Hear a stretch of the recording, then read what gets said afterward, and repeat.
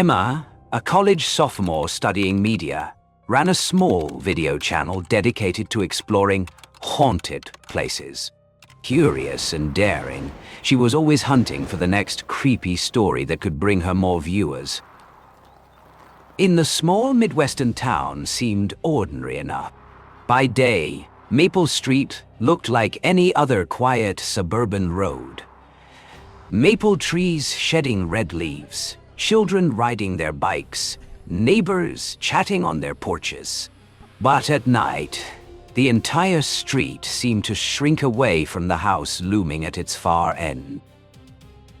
That house stood like a dark silhouette, its bricks weathered, windows boarded up with rotting planks. More than 10 years ago, the Johnson family had lived there. One rainy night, they vanished without a trace. The police searched but found nothing, except bloody handprints smeared along the hallway walls and the faint echo of a child's cry. Since then, the house had been abandoned, whispered about in hushed tones, but never entered. Teen fire. When she heard friends talk about the infamous house at the end of Maple Street, her eyes lit up. It was exactly what she needed. A local urban legend that could make her channel go viral. Americans love a good scary story, Emma told her boyfriend Josh. If we can record even a few minutes inside, it'll blow up online. Josh, more grounded and skeptical, didn't believe in ghosts, but he knew the stories. What worried him wasn't spirits, it was Emma's reckless determination. You know what they say, right? People claim they've heard knocking at the door at midnight, and when they opened it, there were only bloody footprints. Emma just smirked, excitement flickering in her eyes. Which makes it perfect. That's exactly what people want to watch, and I'll have you with me, nothing to worry about. Before heading out, Emma convinced Josh to stop by Mrs. Miller's house, the elderly woman who lived next door to the abandoned place. At the mere mention of their plan, Mrs. Miller's hands trembled. Don't be foolish, she croaked. That rainy night, I heard the screams, and then silence. By morning, the whole family was gone. The police gave up, but we all knew. That house, it swallows people. Emma mentally noted every word, already picturing how it would sound in her video. To her, the warning only added drama. But Josh caught the haunted look in the old woman's cloudy eyes, and a chill crept down his spine. That night, as the rain fell harder, Emma clutched her camera while Josh carried the flashlight. They stood before the rusted iron gate, listening to the storm howl around them. We're about to make the video of a lifetime, Emma whispered. The door of the old house groaned as it slowly swung open. The air inside was damp, heavy with mold and dust. As Emma stepped over the threshold, her flashlight flickered, casting shaky beams across the hallway. The floor creaked beneath their weight, as though the house itself was breathing. Behind them, the front door slammed shut with a thunderous bang. Emma gasped and spun around. Josh, did you?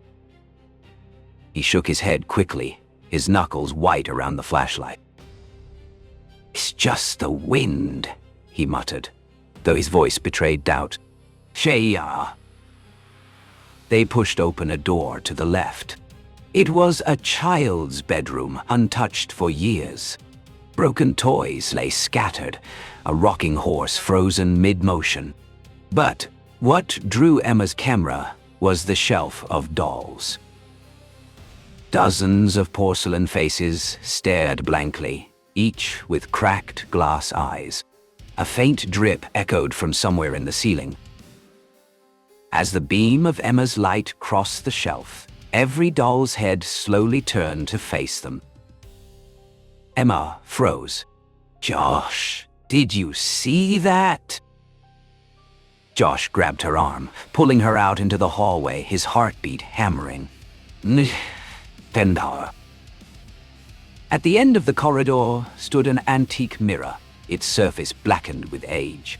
Josh, trying to prove his nerves, stepped closer. At first, he saw only his own pale reflection. Then, his stomach lurched. In the mirror, Emma stood behind him, and on her shoulder clutched a blood-soaked hand. Josh shouted, spinning around. Nothing. Emma looked confused, her face pale in the dim light. What? What did you see? Josh swallowed hard, forcing a weak smile. Nothing, just shadows. But his voice cracked. Nay, dear. In the master bedroom, dust lay thick on the furniture. Emma found an old leather-bound journal on the nightstand. She opened it carefully, pages yellowed and brittle. The final entry was scrawled in frantic handwriting. We are not alone in this house anymore. It watches, it whispers. We can't leave. Before she could finish reading, a voice hissed directly into her ear. Don't go. Emma spun around, terrified. The room was empty, but Josh's flashlight beam trembled because he could see it. A shadowy figure, tall and faceless, loomed just inches behind Emma. Ah. Run, Josh yelled. They bolted through the hallway, the house groaning as if alive. Doors slammed shut around them. Unseen footsteps pounded the floors. Emma screamed as something tugged at her hair. Josh yanked her forward, bursting through the front door into the rain. They didn't stop running until the house was a dark silhouette behind them. Yow. Hours later, safe at home, Emma uploaded the footage to her laptop. Her hands were still trembling, her breath unsteady. Josh sat beside her, silent. The video played back, their entrance, the dolls, the mirror, the journal, and then their frantic escape. But in the final seconds, as they sprinted through the rain, the camera caught one last frame. Behind them stood a third figure, motionless, towering in the doorway. Its head tilted slightly, staring straight into the lens. The screen flickered, then went black. Silence filled the room.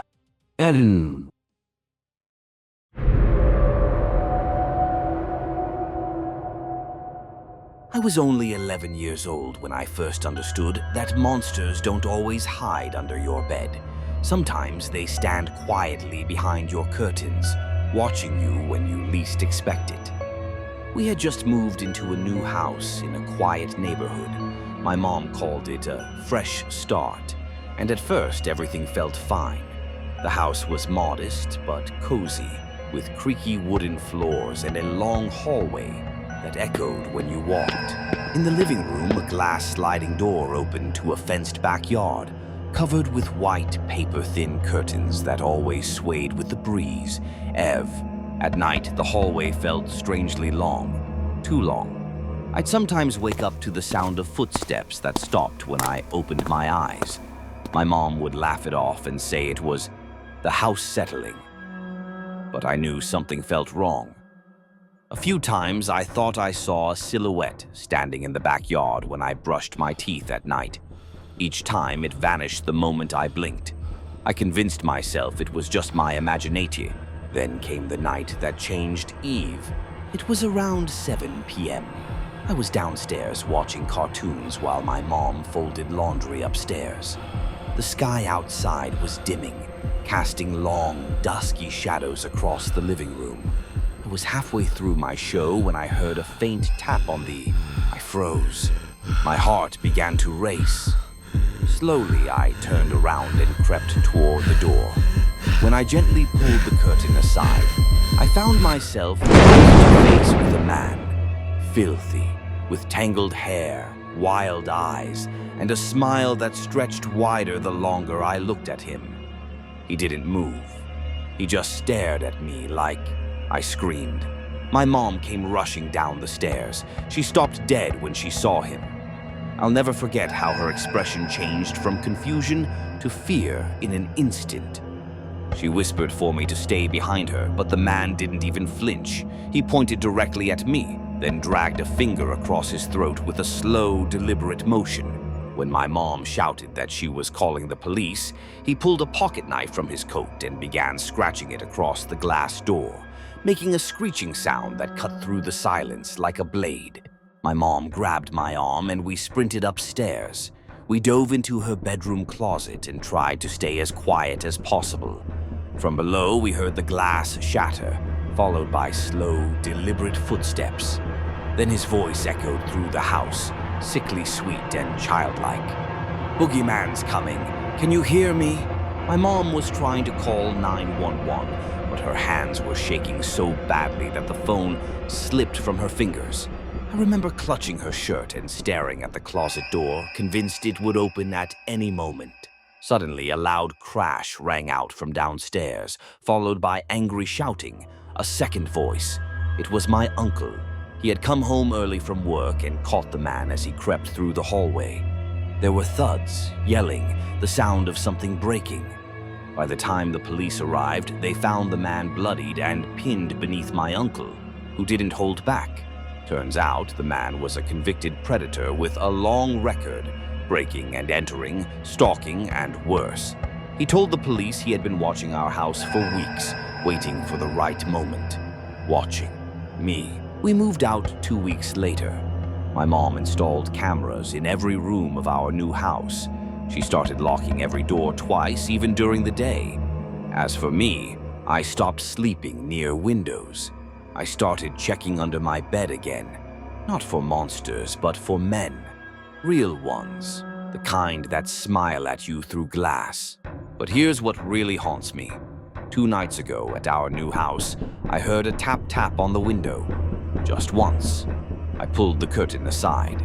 There was no one there, but drawn into the condensation on the glass was a smiley face.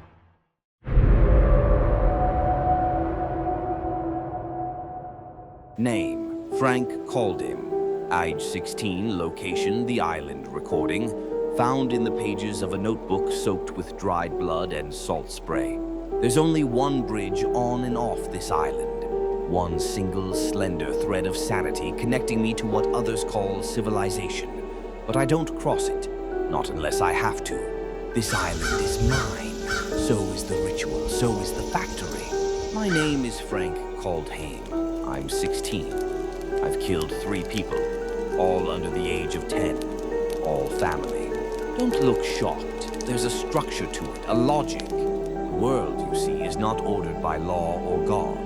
It's governed by signs, crows, tides, the twitch of a dying animal's leg, the way a wasp chooses one trap over another. I built the wasp factory myself, a sacred machine of glass and glue and death. Each chamber a possibility.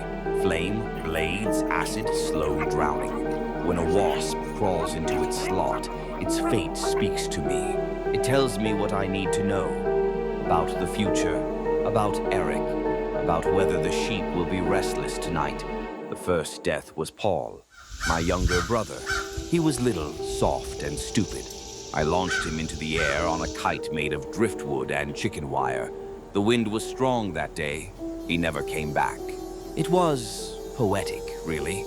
Flight as freedom, flight as fall. Cousin Esmeralda went next, trapped under a log that moved. She was wide, slow, a bear cub in a pink coat. I gave her to the tide. And then there was Blythe, full of piss and cruelty. I buried firecrackers in the sand and watched him dance when they lit. Each one a message, each one a word in a sentence only I could read. My father, oh, the great scholar of silence. He lives upstairs in a study filled with books he doesn't let me touch. We don't speak much, but he watches. I know he documents. He says I was injured at birth. He says I'm special. For years, he gave me shots, said they were vitamins, but the truth was waiting. In a locked drawer, I cracked open with a bent fork and rage. There were photos, records, hospital fees, names, my name. Frances Leslie Caldame, female, born whole, then slowly remade, one injection at a time. He made me a boy, he made me Frank. I remember vomiting into the factory that night. The wasps didn't speak. Not even the sacrifice poles swayed. Everything had been a lie, even my own biology. What does that mean for the rituals I've performed, the deaths I offered to the sea? Was I channeling power, or just performing madness? Eric is my brother. He left with a dog's skull in his hand and screams in his throat. He went mad after he fed a starving baby dog sausages filled with maggots. It laughed at him. He says it laughed. Now he's coming home. I can feel his heat like static. His footsteps move across the island like drum beats. And I wait. The factory is humming tonight. I released a wasp into the new chamber I carved from a human tooth and a shard of mirror. It chose the path of the blade. That means clarity. That means change. That means blood. I sharpen my knife. I count my bones. I speak to the skulls atop the sacrifice poles. I ask them, what is a self if even the flesh lies? Am I the monster or just the manuscript he authored? No answer. Only the wasps buzzing like thoughts. Only the silence of a father who made a girl into a god of violence. If Eric arrives and I open the door, something will break.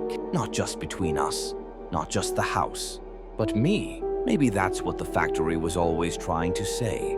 That I am both killer and victim, both boy and lie, both priest and prey. The language of horror is not what is done. It's who believes it had to be done. And I still believe. Tomorrow I'll rebuild the factory with new chambers. And maybe, just maybe, I'll release the wasps and let them decide.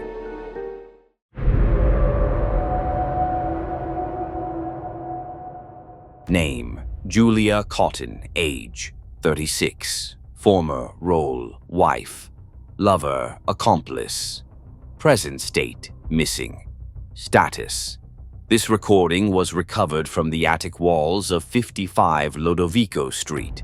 I used to think love had a shape, a curve, a whisper, a hunger you recognized by touch. But love is for children. What Frank and I had, it was communion. He left fingerprints on my skin I still feel now, like stigmata, and I welcomed them. So when he vanished, when Rory and I moved into that rotting house, I still felt him watching from behind the wallpaper. I thought it was memory. It wasn't. It started with a drop, a gash on Rory's hand, bleeding into the floorboards. But the house drank it, and something shifted above us. The attic, always cold, always wrong, began to breathe. I heard footsteps on skinless feet, whispers like torn silk. And then he was there, Frank. Not as I remembered. He had no skin, but his eyes were exactly the same. Frank couldn't speak at first, just groans, twitches, syllables formed from pain. But I'm a good listener. I studied him like a second tongue. Feed me, he rasped, and I'll be whole. It wasn't murder, not at first. It was a transaction, desire for flesh. They came willingly. They never screamed until it was too late. The first one bled out with his hand on my thigh. Frank drank their lives, their blood-knitted veins beneath his shredded surface. Muscle returned, then bone, then fingers. He thanked me with a voice like broken violins. I found the box later, Le Marchand's configuration, tucked in a drawer like a forgotten tooth.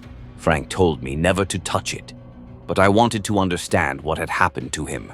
One night I turned it, felt the puzzle click like a spinal cord snapping. Then came the chains. Then came them. They weren't monsters, they were beautiful. In the way a wound can be beautiful, in the way religion sometimes feels like a knife. We are explorers in the further regions of experience, one said. Angels to some, demons to others. Their skin was peeled in patterns. Their voices were like hymns screamed backward, and they knew Frank had escaped. They didn't speak in threats. They didn't need to. They only said one thing: he belongs to us. I led them to him. Not because I was sorry, not because I wanted him punished, because I wanted to see if they could still take him from me, if he was ever mine to begin with. I watched them peel him, unmake him like parchment. He screamed the word Julia as if it had power. It didn't. Now I stay in the attic, where the walls whisper and the light flickers even when the bulbs are out. Sometimes I hear the box shifting on its own, like it's trying to solve me. I feel hooks in my dreams. I feel Frank beneath my fingernails. Rory's gone. His voice dissolved into wallpaper paste and memory. And me, I am the wound that never scabs, the mouth that prays to be devoured. I solved the puzzle once, now I know. There is no heaven, only skin stretched over meaning.